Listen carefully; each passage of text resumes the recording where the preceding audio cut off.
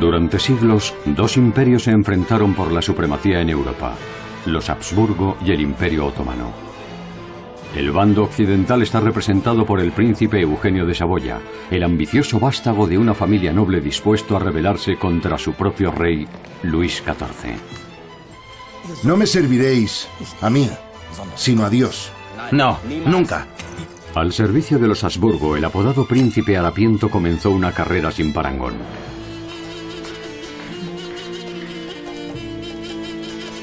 Por el lado otomano, Gulnuz, favorita en el harén, madre de dos sultanes y filántropa y mecenas de las artes hasta una edad muy avanzada.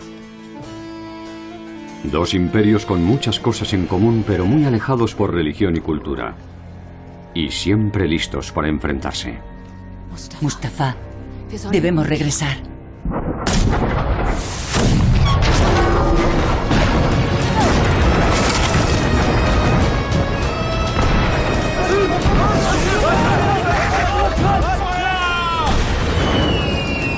Eran auténticas matanzas. En los campos de batalla, decenas de miles de muertos. Por el contrario, el comercio, el intercambio cultural e incluso los conocimientos médicos florecían en tiempos de paz. ¿Qué demonios hacéis?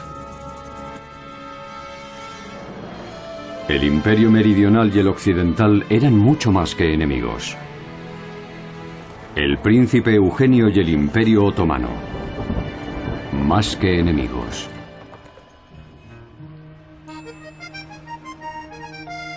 París, cruce de importantes arterias comerciales, lugar de revueltas y revoluciones, centro indiscutible del absolutismo.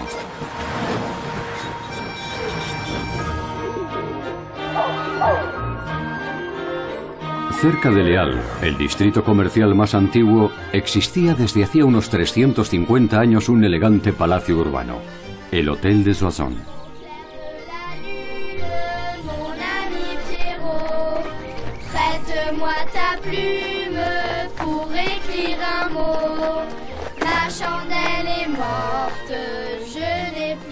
Aquí, en la segunda mitad del siglo XVII, se crió un joven príncipe, el menor de 8 hermanos, pequeño y desatendido, el príncipe Eugenio de Saboya Cariñano.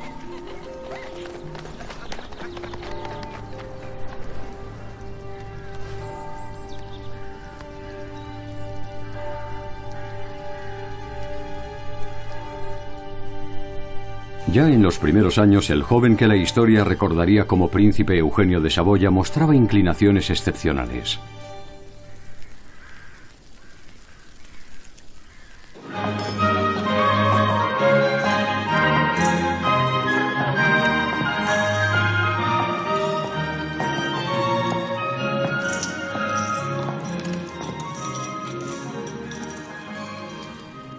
¡Qué escándalo! Una orquesta de solo 4 hombres con vuestra presencia. ¿Qué digo? Ni siquiera son hombres. Es encantador por su parte dejar tocar al maestro y a sus amigas. Es el tiempo del Rey Sol, Luis XIV. Una de sus numerosas concubinas es Olimpia Mancini, la madre de Eugenio, que compite con otras cortesanas por el favor del rey. El marqués está perdiendo su última camisa. ¿Por qué no nos honráis con vuestra participación? Hay otros juegos, madame, que son más de mi gusto. Su padre en la guerra, su madre ocupada con las intrigas de la corte. En ese mundo creció el joven príncipe.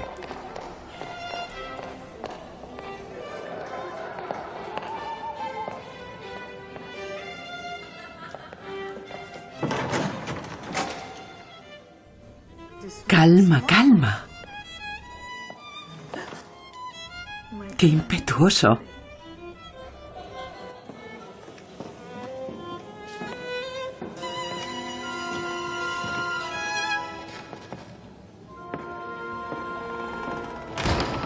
El joven príncipe se encierra en sí mismo. Casi nadie reconoce sus talentos.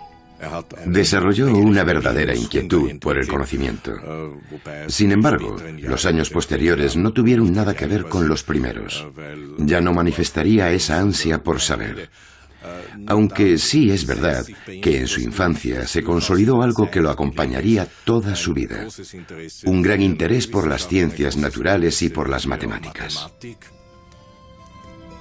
Junto a las ciencias naturales, también la astrología gozaba de gran prestigio. Se consideraba una ciencia. Y el Soissons tenía su propio astrólogo. Pero la astrología y la adivinación no solo eran frecuentes en Occidente. En el Imperio Otomano, el sultán solía pedir a los astrólogos que consultasen con las estrellas.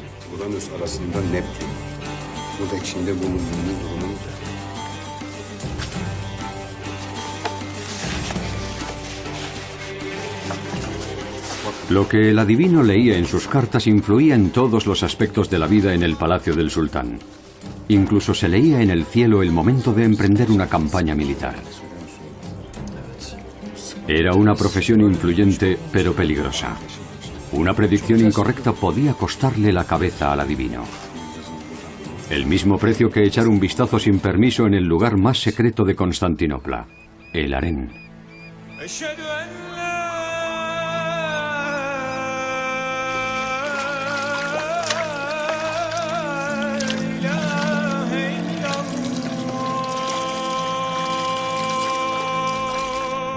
La palabra harén viene del árabe y significa prohibido o sagrado.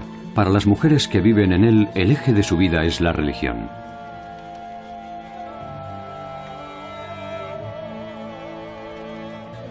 Gulnus es veneciana.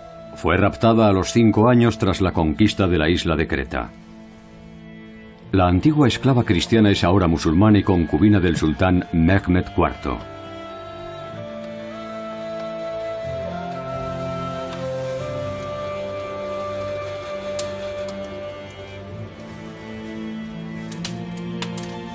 Es una extraña en el reino y, al igual que el príncipe Eugenio, debe reafirmarse.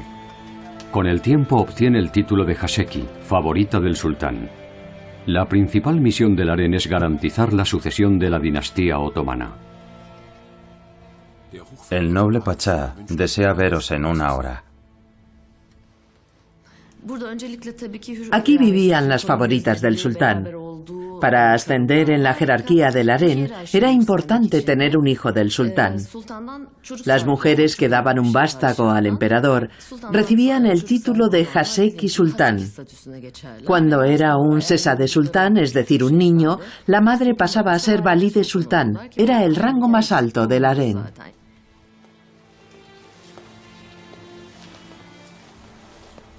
Sultán. Gulnus. Hermosa como una rosa cubierta de rocío. ¿Qué es eso? Me lo ha enviado un comandante de Creta. Ojalá supiese leerlo. ¿Esos infieles no te enseñaron nada? Era muy pequeña para aprender a leer. Conocía los colores, el mar, la costa. Aunque tal vez tampoco sea cierto. Son recuerdos débiles. La vida en el harén puede compararse con un internado femenino. Y al igual que en una empresa, lo importante es ascender en la jerarquía. El ascenso dependía de muchos factores. Por ejemplo, de sus talentos, su capacidad de aprendizaje y sobre todo su belleza. La competencia también está a la orden del día en la corte de Luis XIV. Me encanta. La mano, querida. La otra. La línea de la vida. Aquí está. Se ve claramente en ambas manos, lo que indica fuerza y vitalidad. Pero es muy fina, como el pelo de un recién nacido. Cuidado. Vuestra salud corre peligro y vuestra belleza es pasajera. Los ungüentos secretos, los elixires exóticos y el polvo de brujas son la especialidad de Olimpia. Aplicaos este ungüento en las arrugas con luna llena y veréis cómo desaparecen las patas de gallo. Y este polvo es una auténtica maravilla contra las varices. ¿Y eso de ahí? Un secreto, amiga mía. La madre del príncipe Eugenio, Olimpia, llegó a ser la más importante de las concubinas de Luis XIV y, por lo tanto, la más influyente. Sin embargo, la competencia entre concubinas en una corte real era muy dura. Según los rumores que corrían por París, Olimpia llegó a usar veneno para preservar su posición.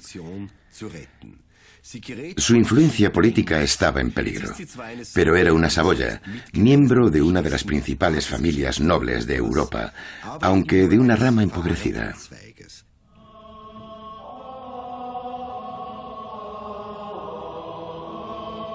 Accedat qui ordinandum est ad tonsuram, Eugen de Savoyen Carignan. Adsum. Sit nomen Domini benedictum, ex hoc nunc et usque in saeculum. Adiutorium nostrum in nomine Domini, qui fecit caelum et terram. La madre del débil príncipe de quien todos se burlan por su nariz quería deshacerse de él y ponerlo en manos de la Iglesia. No lo ve apto para otro estamento que no sea el espiritual.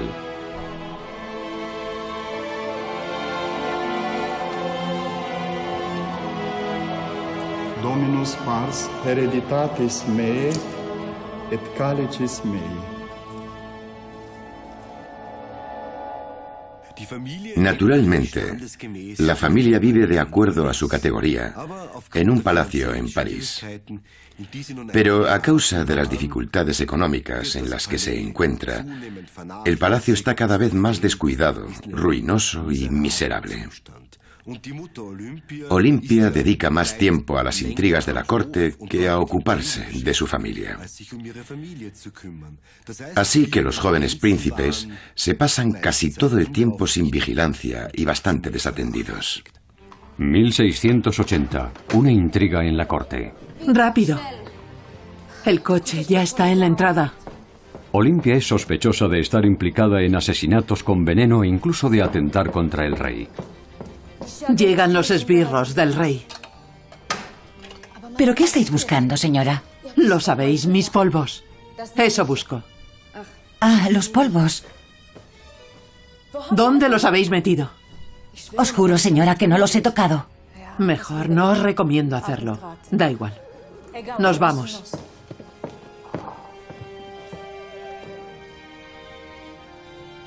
Adiós, amores míos. Olimpia huyó precipitadamente de París.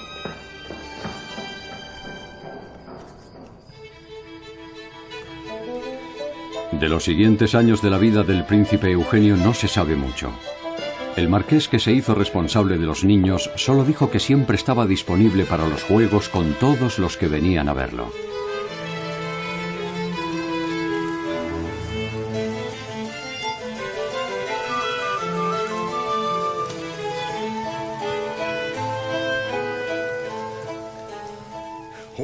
La homosexualidad no existía oficialmente en el barroco, pero eso no significa que no se practicase de forma desenfrenada, sobre todo entre los jóvenes de la nobleza.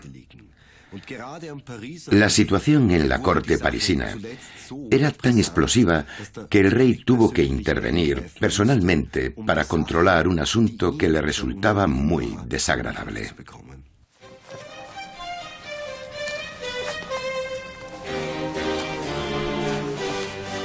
En 1683 el príncipe Eugenio decidió emprender otra carrera. Pidió ayuda al rey.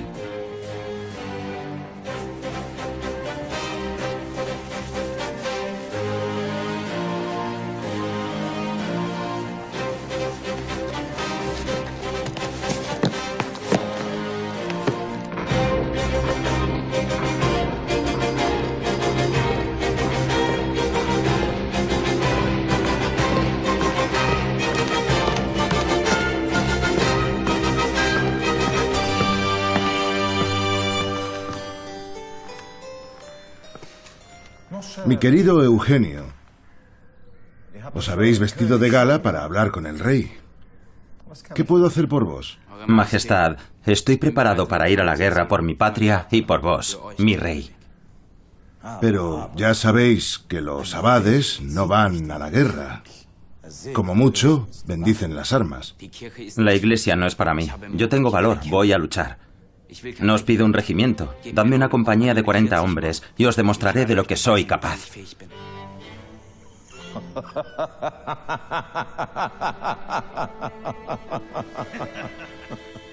Querido amigo, eso es imposible. Debéis comprender que quien quiera dirigir una compañía debe infundir respeto. Y también es necesario tener un aspecto imponente. Además, señor, dentro de poco estaréis en un cabildo catedralicio. No me serviréis a mí, sino a Dios. No, nunca.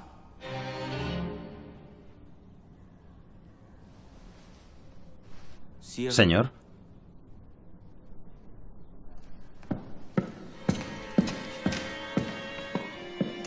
La petición fue rechazada, pero el peticionario no. Nadie se había atrevido nunca a mirarme a la cara de forma tan desafiante y colérica como él. Como su madre, Eugenio huyó de París. Tardó pocos días en llegar a la frontera del Imperio de los Habsburgo, el gran rival de Francia. En aquel tiempo, Luis XIV observaba con satisfacción cómo el Imperio Otomano crecía a costa de los Habsburgo. Esperaba aprovechar el desarrollo de los otomanos como imperio mundial para ganar territorios al este.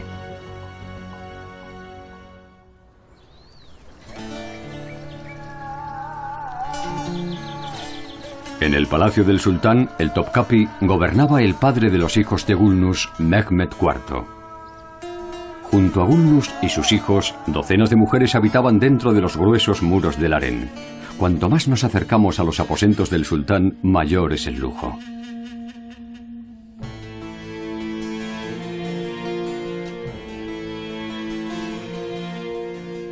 Un gran número de eunucos se encargan de la vigilancia y también de la formación y la administración del dinero de las mujeres. Cuanto mayor es la categoría de una mujer, más altos son sus ingresos.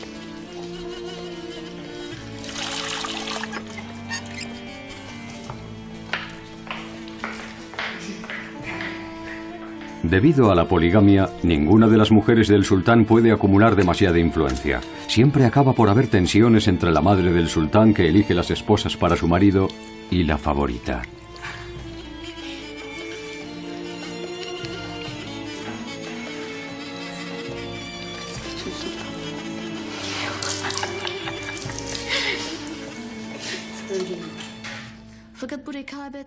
Claro que también había competencia entre las mujeres. A diferencia de lo que podría suponerse, la lucha no era únicamente por el favor del sultán. Eso era solo una parte. Lo principal era construirse una posición de poder.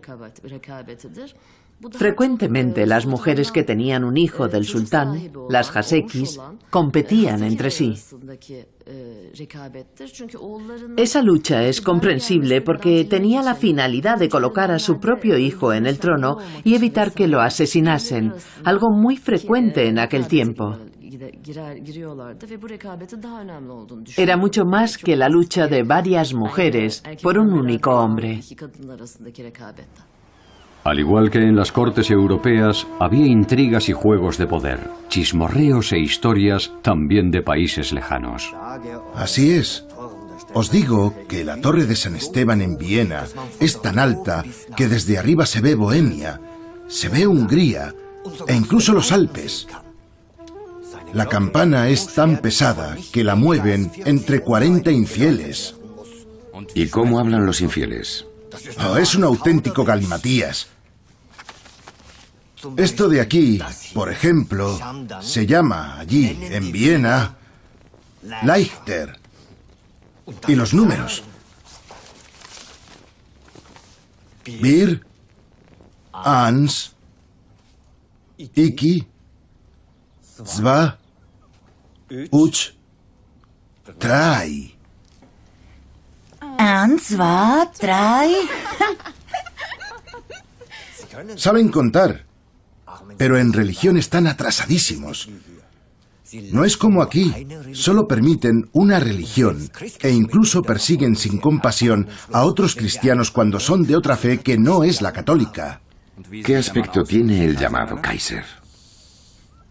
Es tan feo que casi se podría pensar que Alá no quiso hacer un hombre, sino otra cosa. Tiene cabeza de botella, estrecha arriba igual que una pera y la frente plana como una tabla. Y lo peor de todo son los labios. Son abultados como los de un camello y en la boca le cabría una hogaza de pan entera. Al hablar, escupe y también babea con sus labios como un camello. Pero ninguna ciudad despierta la codicia de los otomanos como la residencia del emperador al que ridiculizan. Viena, la manzana de oro. Viena es la puerta de Europa cuya parte suroriental ya consideran suya.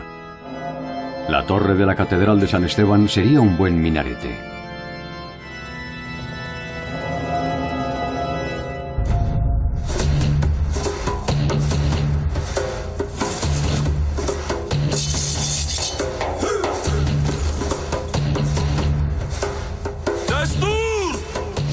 En la primavera de 1683, un poderoso ejército sale de Adrianópolis hacia los Balcanes y Europa Central.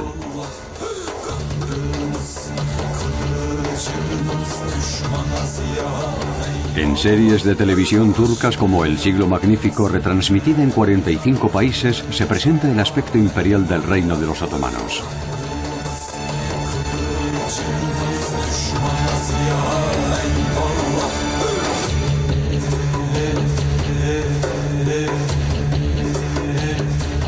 Una etapa que en la Turquía actual se considera como un renacimiento. En el año 2009 se erigió un monumento a la conquista otomana en 1453 de Estambul, la Constantinopla de los bizantinos.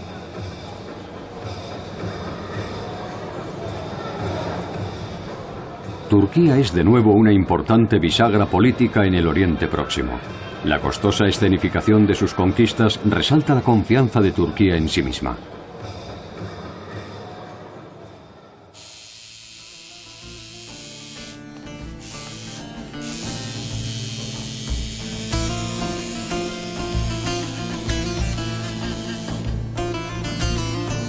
También la tura, el sello imperial del sultán y símbolo otomano por antonomasia, está muy presente en la Turquía actual.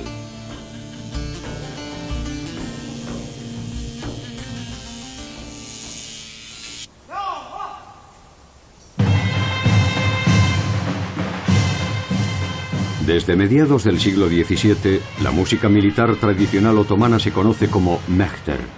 Los bastones con cola de caballo simbolizaban la dignidad militar durante el imperio. Se vieron en 1683 al apoyar la lucha de los rebeldes húngaros contra los Habsburgo.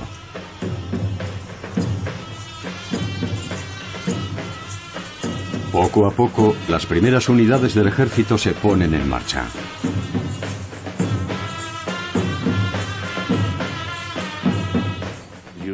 Las campañas no empezaban con 200.000 personas. Tampoco empezaban con 150.000. De hecho, lo que ocurría era que partían unas decenas de miles y luego se iban incrementando. Las provisiones se adquirían de camino. Por lo tanto, había órdenes muy estrictas de no destruir las huertas, de respetar los elementos productivos de los agricultores. A los agricultores se les pagaba los alimentos para mantener las fuentes de aprovisionamiento. Lo único que había que llevar eran los cañones. Al llegar a las fronteras del enemigo, la moderación se acababa. Los más temidos son los tártaros, la vanguardia del ejército otomano que saqueaban, incendiaban y dejaban a su paso un rastro de destrucción.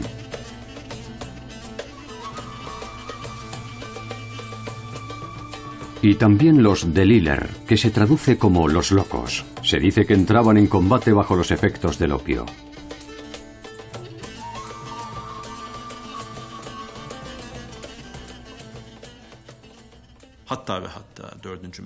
Al parecer, Mehmed IV no estaba informado del objetivo preciso de la campaña. Una fuente contemporánea menciona que llegó a decir: sabíamos que la campaña se dirigía a la región de Hungría y Komárom, en la confluencia del Danubio y el Vág. Si hubiera sabido que Kara Mustafa tenía Viena como objetivo, nunca habría dado mi autorización. Esto nos permite deducir que Kara Mustafa fraguó sus planes con su círculo más íntimo y que no los dejó madurar lo suficiente. Los soldados de Kara Mustafa atraviesan Hainburg en dirección a Viena a principios de julio de 1683. La mayor parte de los habitantes de la ciudad intentaron huir por la puerta de los pescadores hacia el Danubio. Se metieron en una trampa mortal. Junto a la puerta los esperaban los feroces tártaros. Más de 8.000 personas murieron en aquel lugar. No lejos de allí, en Viena, se desató el pánico. Miles de personas, entre ellas toda la corte del emperador Leopoldo I, huyeron a Passau. Allí el devoto emperador rezaba todos los días ante la imagen de María Auxiliadora para pedir la salvación de Viena. Leopoldo I dedicaría a esa advocación una iglesia y un barrio de Viena. ¿Dónde están las tropas de nuestros aliados? El emperador se instaló en el Palacio Episcopal de Passau. El 14 de agosto de 1683 se presentó allí un príncipe joven y delgaducho.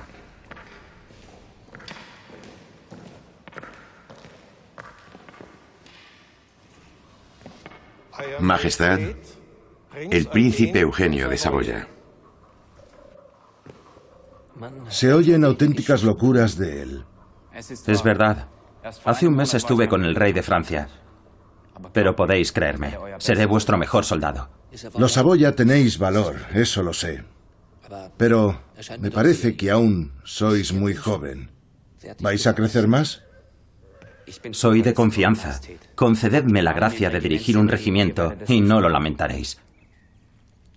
¿Un regimiento?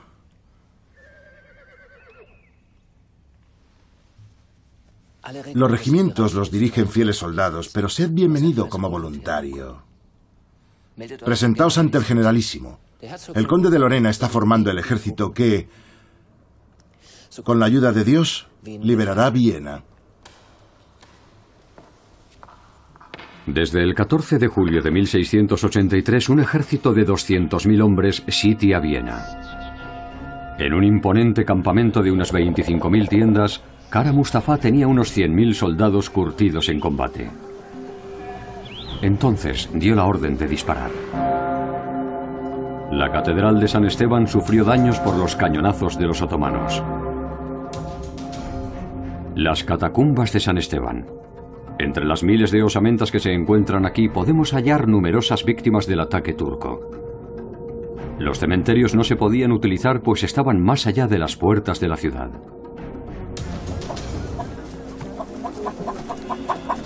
Gran parte del ataque a Viena se desarrolló bajo tierra. Las tropas de combate y los zapadores se acercaban a la ciudad por galerías. Excavaron como topos hasta llegar a los baluartes de 12 metros de altura.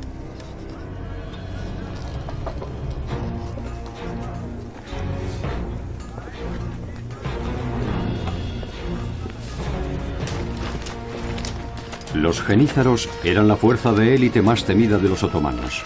Desde la Baja Edad Media se reclutaban niños de las regiones conquistadas y se educaban como musulmanes estrictos. En el momento del ataque, este cuerpo constaba de reclutas y voluntarios.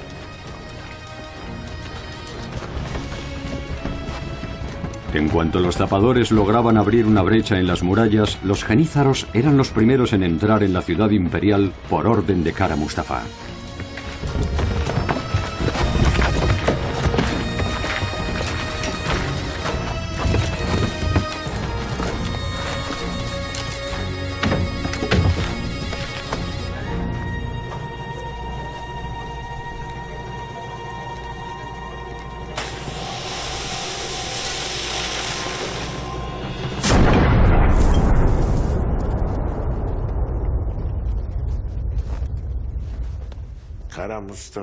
Kara Mustafa Pasha era un gran gobernante.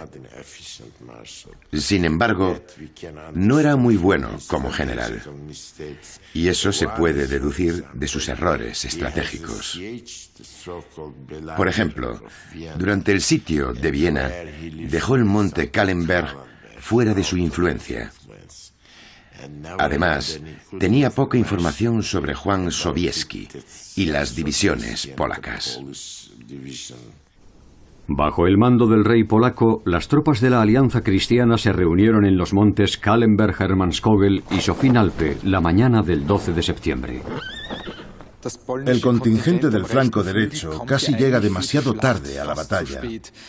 Ahí casi se había acabado la lucha, mientras en el centro y en el flanco izquierdo continuaba el combate.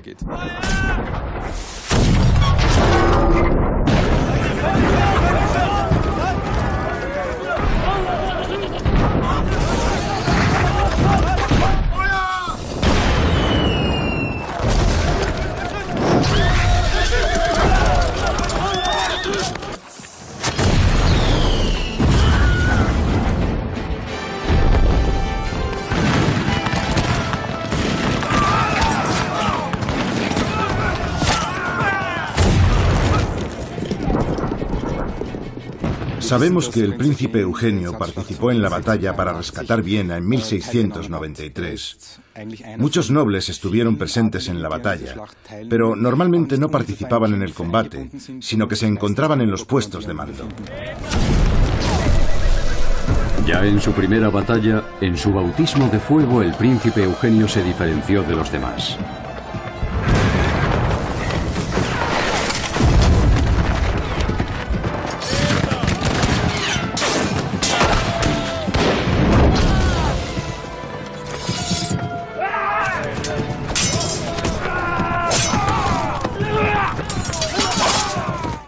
El hecho de que se le concediese un regimiento después del combate demuestra que llamó la atención.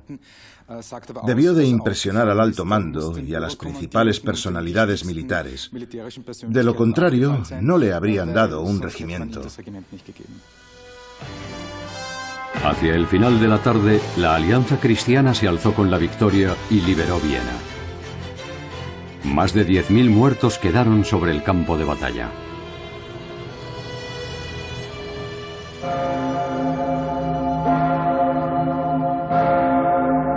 Cada vez que suena, la Pummerin, la mayor campana de Austria, recuerda el sitio de Viena. La primera Pummerin se hizo fundiendo los cañones otomanos.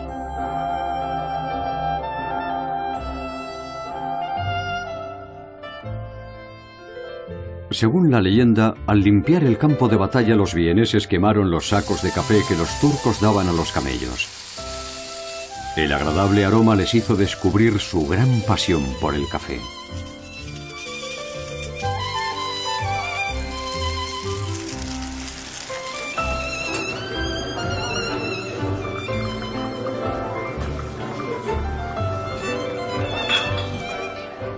El primer café de Viena abrió 2 años después del sitio y dio origen a la cultura del café, hoy inseparable de la personalidad de Viena.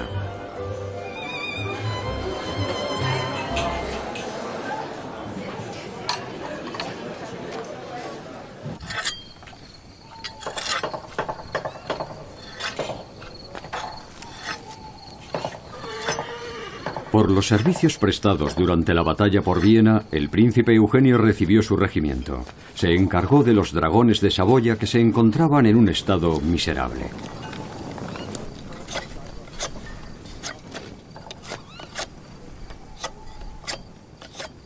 Pero el príncipe Eugenio estaba decidido a transformar aquella cuadrilla venida a menos en un cuerpo apto para el combate.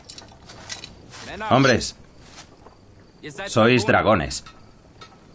Es importante saber contra quién lucháis, pero es más importante saber por quién lo hacéis. No lucháis solo por el emperador, lucháis por vosotros, por vuestro honor. No lo olvidéis.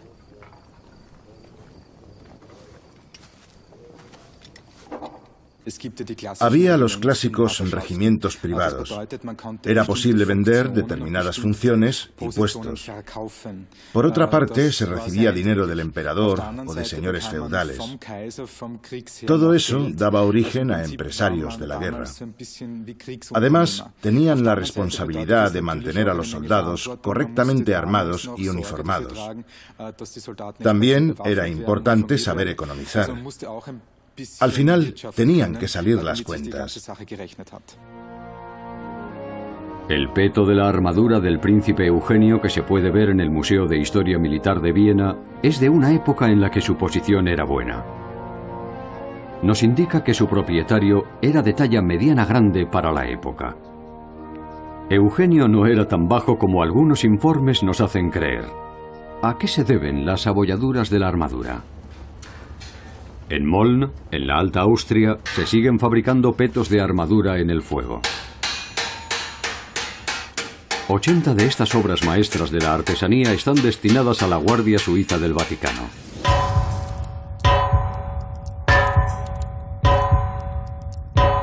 Encargamos a Georg Schmidberger una copia del peto del príncipe Eugenio según las medidas del original.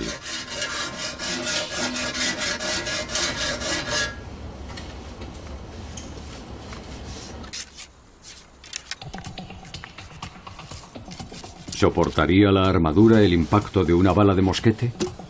Especialistas del Museo Universal Joanneum y del Ejército Federal Austriaco hacen la prueba.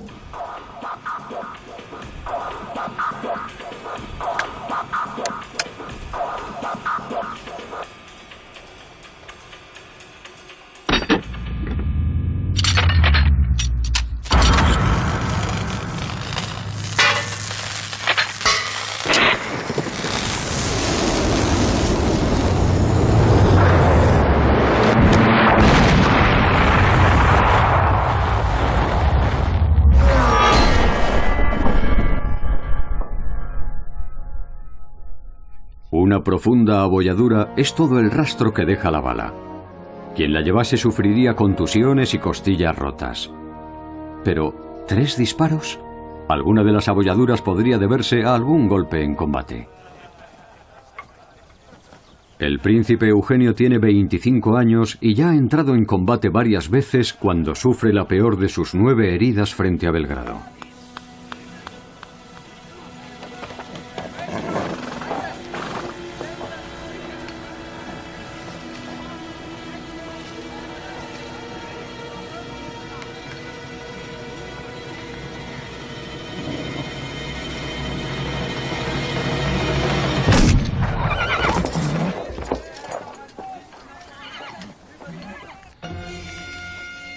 Lo trasladan de vuelta a Viena, donde tardan semanas en operarlo.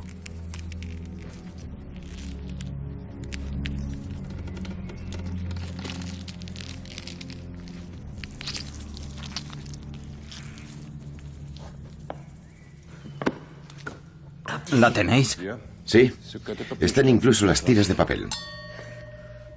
Supura mucho, necesita una limpieza en profundidad.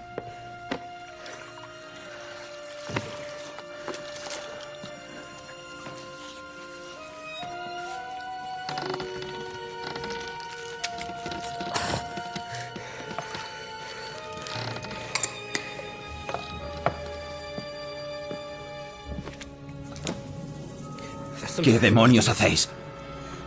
Es la mejor forma que existe de cerrar las heridas. Las he dejado pasar mucha hambre para que muerdan bien las 2 partes de la piel. En aquel tiempo no siempre se cosían las heridas, sino que se usaban hormigas.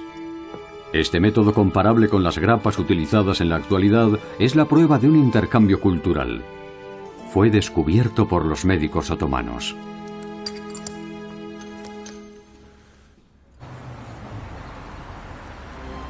El interés estratégico de los Habsburgo está ahora al sur y al sureste. El príncipe Eugenio lucha junto a Carlos de Lorena por el control de Ofen, parte de la actual Budapest. Lleva 150 años en manos de los otomanos.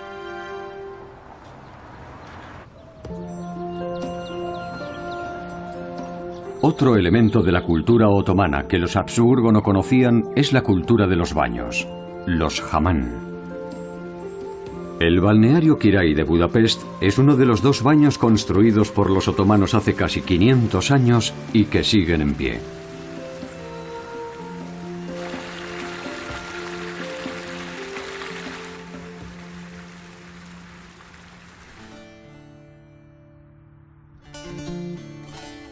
Regresemos al Imperio Otomano, donde esa cultura tiene sus orígenes. En el palacio del sultán, Gulnus reflexiona sobre sus raíces.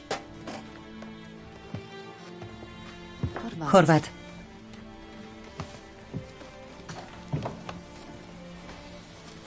¿Sabéis leer? Sí, Valide.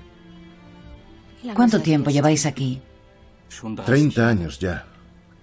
Sois de Hungría. Raptado, ¿verdad? Igual que yo. Pero vos recordáis vuestro alfabeto. Ojalá fuese de otra manera. ¿Por qué? Es mejor no recordar. Sin recuerdos, uno no puede parar de hacerse las mismas preguntas. ¿Quién soy? ¿De dónde vengo? Es una tortura. Enseñadme a leer, Horvat.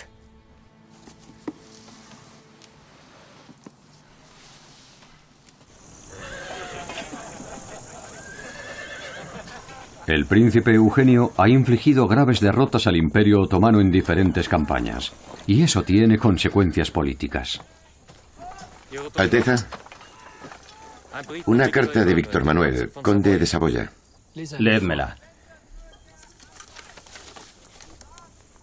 Mi querido primo, hemos recibido la noticia de que en la lejana Constantinopla el sultán ha sido depuesto por sus colaboradores más cercanos. Se dice que la causa de esa humillación son las derrotas militares de los otomanos en las que vos parecéis tener gran responsabilidad.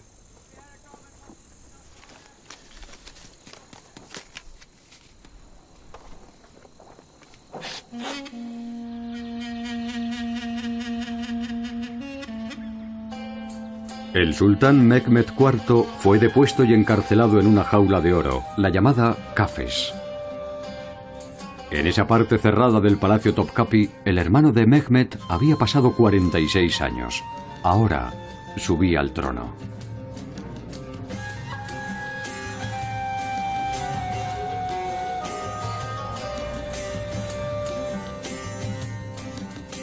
Antes de la introducción de la jaula de oro, la práctica era mucho más cruel. El asesinato de los hermanos. Durante 200 años, cuando un nuevo sultán subía al trono, sus hermanos de cualquier edad eran ejecutados.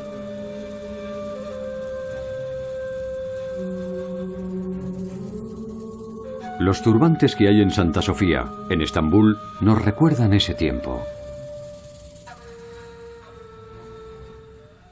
Los príncipes otomanos aprendían a gobernar en las provincias, una especie de prácticas de administración. En el siglo XVII se introdujo un cambio decisivo en la sucesión. Los príncipes ya no eran ejecutados, sino que los encerraban en las jaulas de oro. Por tanto, no adquirían conocimientos prácticos de gobierno. Allah'ım, yüce sultanımızın saltanatını daim eyle.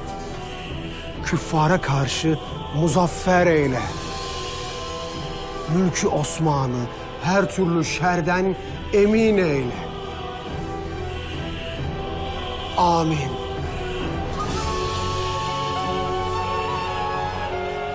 Uno de esos príncipes, Mustafa, el hijo de Gulnus, subió al trono en febrero de 1695. Tras la muerte de su tío y de su primo, recibió la dignidad de sultán. Gulnus, como valide sultán, pasó a ser la mujer más poderosa del Imperio Otomano.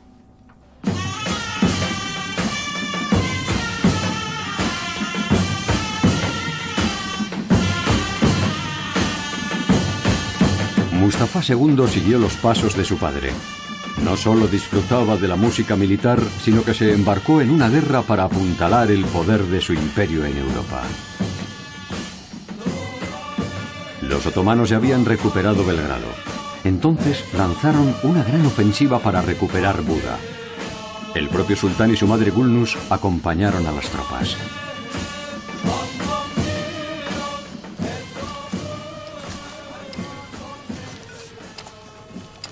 Entre sus enemigos, las tropas imperiales del príncipe Eugenio se negaban a dejar a los otomanos las fortalezas del Danubio.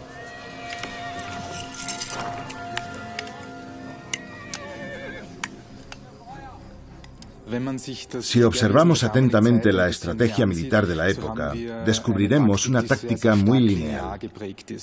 Las tropas no se desplazan en grandes contingentes de formación cuadrada, sino que se distribuyen de forma lineal, y la simetría tiene gran importancia.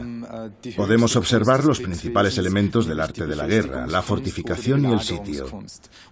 Creo que al príncipe Eugenio le fueron muy útiles sus conocimientos matemáticos, arquitectónicos y científicos.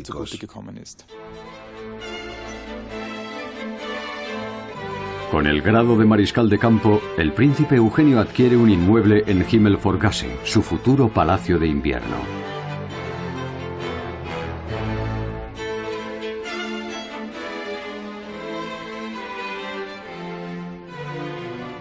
Ahora, el príncipe Eugenio forma parte del círculo del generalato imperial y se esfuerza por demostrar su nuevo estatus.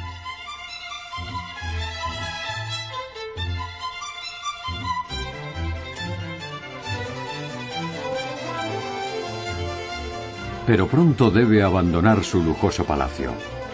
El emperador le ha ordenado detener al sultán Mustafa, que se dirige hacia el norte desde Belgrado. No debe entrar en combate. Nadie sospecha que ese enfrentamiento cambiará el curso de la historia. Por primera vez, el príncipe Eugenio es el comandante en jefe y quiere demostrar su valor. Pero el emperador le ha asignado una misión de contención nada gloriosa. Si busca la confrontación con el enemigo, corre el peligro de perderlo todo.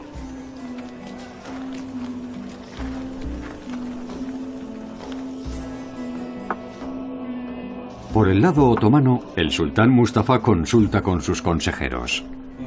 ¿Qué dicen las estrellas? Sultán, Saturno y Júpiter están en conjunción. Esta noche se les unirá Marte. Creemos que es una señal de peligro. Conocemos esa conjunción. Sabemos que trae consigo terribles matanzas, que quema todo lo bueno como el sol quema a los sembrados. Mustafa, debemos regresar.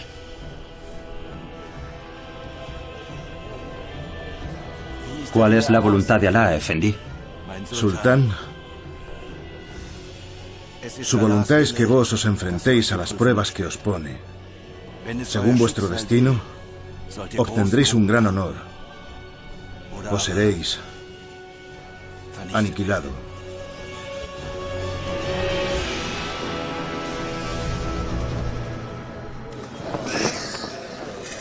Es el 11 de septiembre de 1697. Las tropas de Eugenio están agotadas. Nada indica que los austríacos vayan a atacar esa mañana. Pero después de hacer prisionero a un oficial turco, el príncipe Eugenio cree tener información decisiva y se la guarda para sí.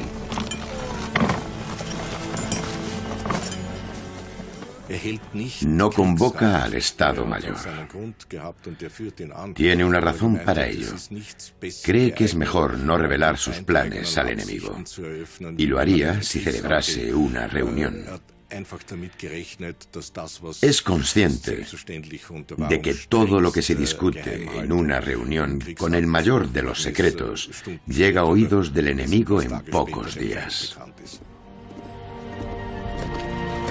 Un explorador enviado al amanecer trae la noticia esperada. Los otomanos se disponen a cruzar el río cerca de Centa. La caballería y la artillería ya han cruzado, y el resto del ejército es vulnerable.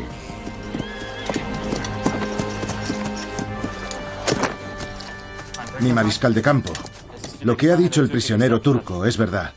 El sultán ya ha cruzado el Tisa. Gracias. Una buena noticia, por fin. Alteza, un despacho del emperador. No quiero verlo. Puede oponerse a mi decisión. Alteza, atacar es imposible. Los hombres están débiles. La malaria ha causado estragos. El emperador desea que los otomanos se retiren, pero el príncipe Eugenio ha visto la ocasión de hacer historia y toma una decisión con graves consecuencias. Una vez más se demuestra que el príncipe Eugenio está dispuesto a jugárselo todo sin preocuparse del riesgo. A mí no me escucha. Que se preparen. Sorprenderemos a los turcos junto al Tisa. Alteza, estamos a casi un día de marcha de allí. Y ya es por la tarde. La infantería irá con la caballería. Un caballo puede llevar a 2 hombres armados a la máxima velocidad. ¿Y la artillería pesada? La dejamos aquí. En 1 hora estaremos en el Tisa. Ya lo han oído. 2 hombres en cada caballo. 2 hombres por caballo. 2 hombres por caballo. ¡Vamos!